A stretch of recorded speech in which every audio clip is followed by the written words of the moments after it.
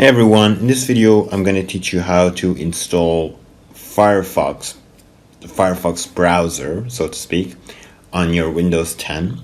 So it is a very easy process, so let's get on to it and hopefully it'll be fun and nice. So I'm on Microsoft Edge, so the first thing you need to do is you need to obviously Google Firefox, because we need a installer to be able to install the browser. So let's Google Mozilla Firefox.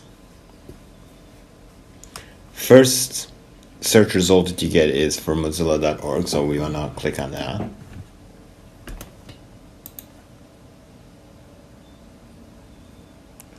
We're going to click on download Firefox.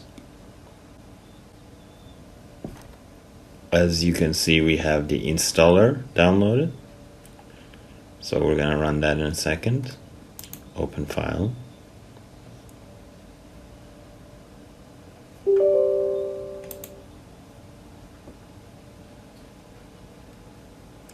So as you can see, without doing anything, I just run it and it'll start installing. You don't even need to press a button or anything like that. That's not a necessity.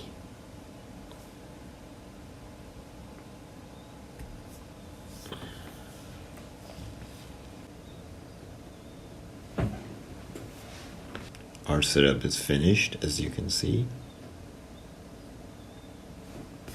And now, as you can see, I've got Firefox right there. So I'm going to click on it. And here we have Firefox installed. So that is how you install Firefox on your PC. Very straightforward, very simple. And that is all there is to it. And that is how you install Firefox on your Windows 10.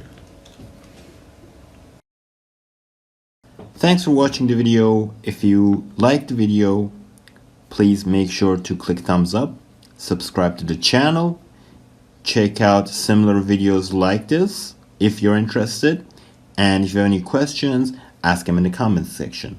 I will see you later. Bye-bye.